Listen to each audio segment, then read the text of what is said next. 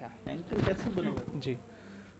جی السلام علیکم جی. کرکٹ کے میدان سے آپ کے لیے بڑی خبریں لے کر آئے ہیں اور وہ ہے آئی سی سی کے رولز کے حوالے سے. آئی سی سی نے T20 کرکٹ کے حوالے سے آج سے نئے رولز جو ہیں وہ لاگو کر دیے ہیں, اور جو اس وقت دو اہم بڑی جو سیریز جاری ہیں ان میں پاکستان اور انگلینڈ کی سیریز, اور اس کے ساتھ ساتھ انڈیا اور آسٹریلیا کے جو میچز ہیں ان کا بھی آج سے آغاز ہونے جا رہا ہے, اور T20 ورلڈ کپ بھی آئندہ آنے والے دنوں میں آسٹریلیا میں ہونے جا رہا ہے. اس کے حوالے سے نئے رولز کا اعلان کیا ہے. تو یہ رولز جو ہیں کرکٹ کے حوالے سے بڑے اہم ہیں, اور کھلاڑیوں کے لیے بھی جاننا ان کے لیے ضروری ہے جو میدان میں اتر رہے ہیں, اور کرکٹ سے محبت کرنے والے جو شائقین ہیں ان کے لیے بھی بڑی ضروری چیز ہے ان رولز کے حوالے سے جان جائیں, انہیں پتہ ہونا چاہیے. جیسے کہ پہلے ایک رول بنایا گیا کہ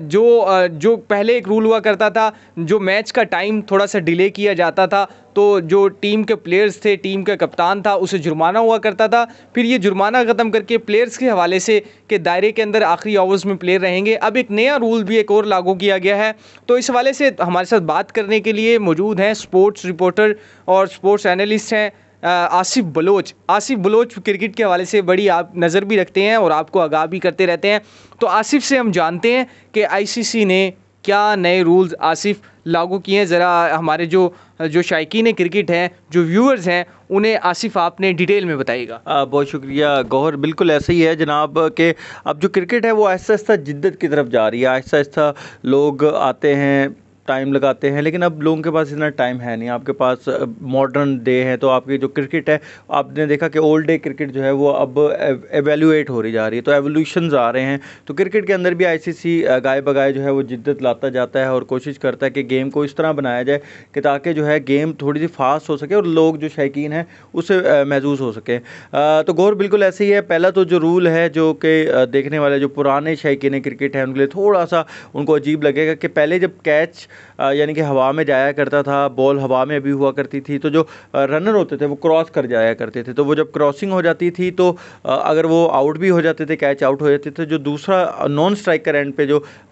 بیٹسمین ہوتا تھا وہ اسٹرائک پہ چلا جایا کرتا تھا. لیکن اب سے ایسا نہیں ہوگا. اگر آپ نے شاٹ لگائی ہے اور آپ بھاگے بھی ہیں اور اگر آپ کیچ آؤٹ ہو گئے ہیں تو جو نان اسٹرائکر اینڈ پہ کھڑا ہوگا تو وہ نان اسٹرائکر اینڈ پہ ہی رہے گا. جو نیا آنے والا بیٹسمین ہوگا اس کو جو ہے وہ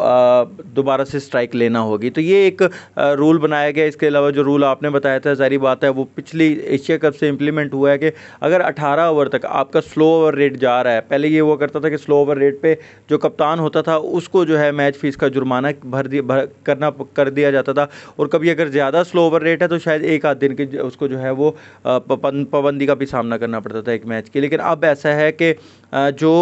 کھیلنے والی ٹیم ہوگی یعنی کہ جو بولنگ سائڈ ہوگی اس کو آن دا گراؤنڈ ہی پلنٹی مل جائے گی, اور پلنٹی یہ ہوگی کہ ان کے جو 2 پلیئر ہوں گے وہ مزید وہ دائرے کے اندر آ جائیں گے. یعنی کہ وہ جو باؤنڈری سرکل ہوتا ہے جہاں پر آخری اوور میں ایز اے کیپٹن آپ چاہ رہے ہوتے کہ کیونکہ اپوزیشن سوچ رہی ہوتی ہے کہ اٹیک کرے, تو آپ سوچ رہے ہوتے ہیں کہ ان کو ڈیفینڈ کریں. آپ کے تمام جو فیلڈرز ہوتے ہیں وہ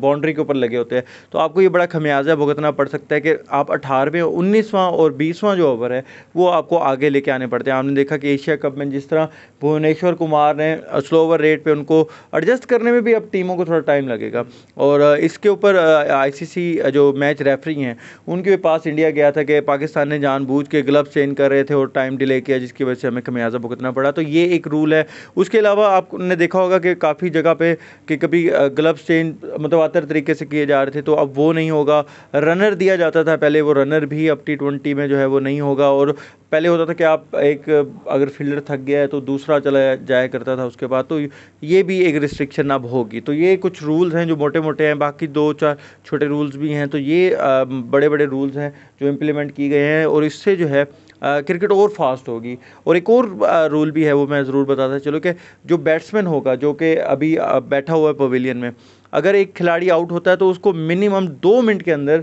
جو ہے نا ٹیسٹ میں اور ون ڈے میں پہنچنا ہوگا, اور T20 میں اس کو 90 سیکنڈ میں جو ہے نا وہاں پر لازماً پہنچنا ہوگا. یعنی کہ باقی آپ 120 سیکنڈ میں پہنچیں گے, 2 منٹ کا ٹائم ہوگا کہ آپ پیڈ کر کے آپ گلوز اپنی تیاری کر کے آپ جیسی کوئی وکٹ گرتی ہے تو آپ کو 2 منٹ کے اندر آپ کو وہاں پہنچنا ہے, ورنہ آپ کی ٹیم کو پلنٹی پڑے گی. تو یہ رول ہے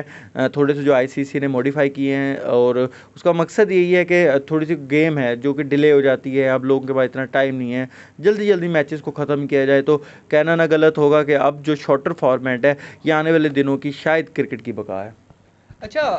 आसिफ, हमने ये देखा है, आपने बड़े ज़बरदस्त अहम रूल बताए हैं एशिया कप में, लेकिन हमने ये देखा कि टीमों के दरमियान जो एतमाद था वो बदएतमादी में थोड़ा सा हमने बदलता हुआ देखा। इंडिया ने, आपने बताया कि एतराज़ किया, और इंडिया के एक एतराज़ एक जगह पे अगर हम देखें तो दुरुस्त भी हम कह सकते हैं। जिस तरह से पाकिस्तान ने डिले किया चीज़ों को, बार बार ग्लव्स चेंज किए, हमें भी नज़र आ रहा था, लेकिन बदएतमादी थोड़ी सी बढ़ी है। अगर इस बार आईसीसी ने इसके ऊपर कार्रवाई नहीं की, अगर आइंदा भी ऐसे हुआ तो आईसीसी भी कार्रवाई करेगा, फिर इसके ऊपर एक और नई बहस शुरू हो जाएगी कि आईसीसी किस तरह से कार्रवाई कर रहा है। तो क्या आपको ये नहीं लगता कि ये जो बहुत ज़्यादा रूल्स हैं, जो छोटी छोटी सी चीज़ों को पकड़ना, ये थोड़ा सा मुश्किल नहीं हो जाएगा चीज़ों को? और दूसरा ये बताइएगा कि ये जो रूल्स जो नए अप्लाई किए जा रहे हैं कि मैच को टाइम पे ख़त्म करें, ये करें वो करें, तो ये ब्रॉडकास्टर्स की कोई डिमांड थी कि आप मैच को इतना लंबा ले जाते हैं क्योंकि स्क्रीन्स बहुत बिजी होती हैं, तो उसको मद्देनज़र रखकर किया गया है? आपकी इत्तला के मुताबिक क्या है?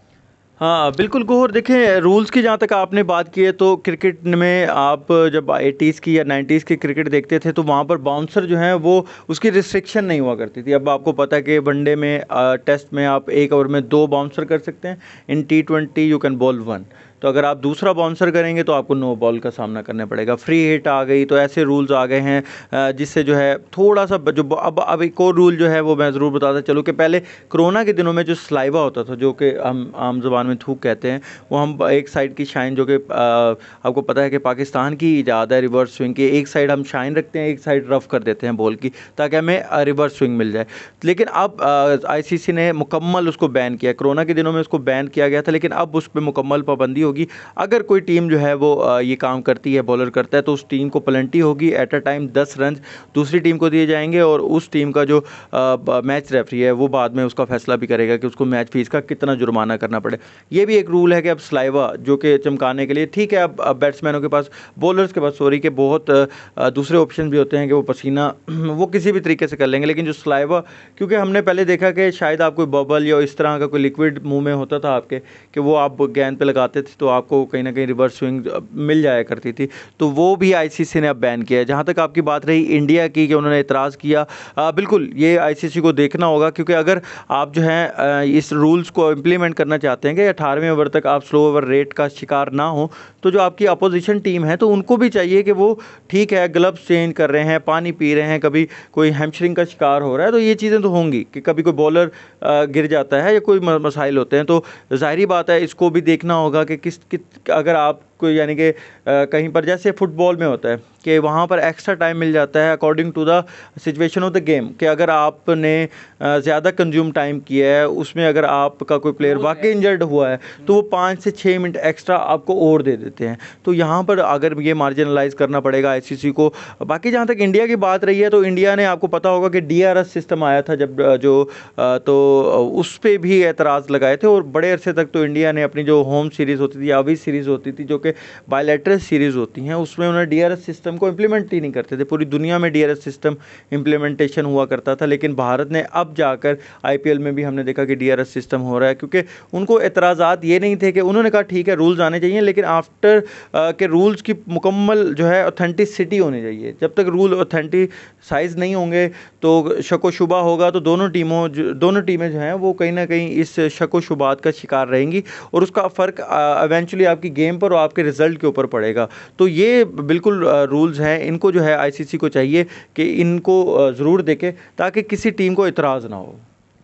अच्छा आसिफ, आज जो आज इम्प्लीमेंटेशन हुआ है रूल, हम उसी के हवाले से एक दफ़ा फिर बात कर लेते हैं। तो आपको क्या नहीं लगता कि आईसीसी ने जो ये नया रूल लागू किया है कि बॉल हवा में होगी,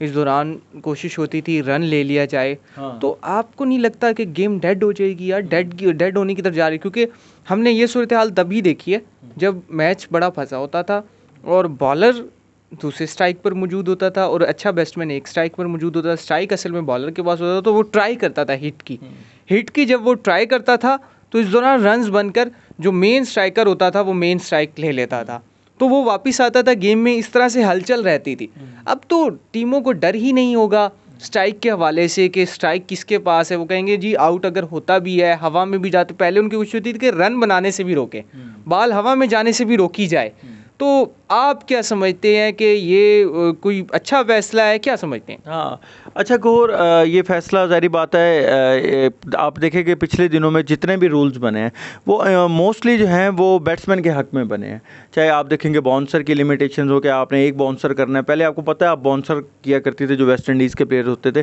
تو وہ اب باؤنسر کم ہو گئے, پھر دائرے زیادہ بڑھ گئے. اب آپ دیکھیں کہ 18ویں اوور تک اگر آپ نے سلو اوور ریٹ کا شکار ہوئے تو 2 اور پلیئر دائرے میں آ جائیں گے. تو یہ کہیں نہ کہیں بالرز کے لیے جو ہے نا وہ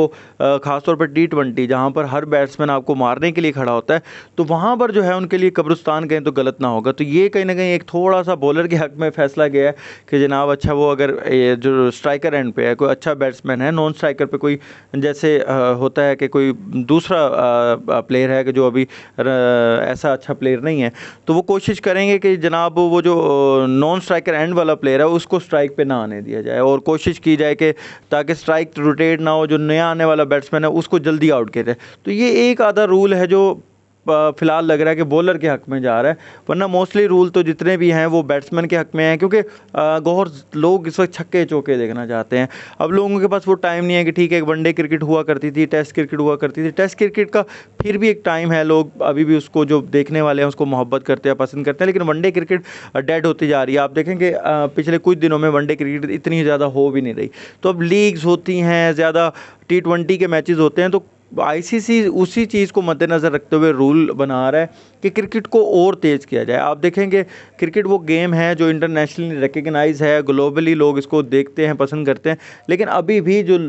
اس کی اولمپکس میں رسائی نہیں ہوئی. تو اولمپکس میں رسائی کے لیے شاید جو ہے وہ کچھ ایسے رولز بنانے پڑیں گے جس کے بعد شاید جو ہے یہ اور تیز ہو کرکٹ, اور جدید ہو, تاکہ اولمپکس میں بھی اس کی جگہ بنے. جی ناظرین, آپ نے جو کرکٹ کے حوالے سے جو نیو رولز ہیں جو ICC نے امپلیمنٹیشن کیا ہے ان کے حوالے سے تفصیلاً جانا کہ اب تک ICC کون کون سے رولز ہیں وہ T20 کرکٹ میں اپلائی کر چکا ہے, جو نیا رول ہے اس کے حوالے سے کون سی چیزیں ہیں جو ہو سکتی ہیں اور جو جن کو مزید بہتر بنایا جا سکتا ہے, اور جو نیا رول جو کرکٹ کے حوالے سے آج اپلائی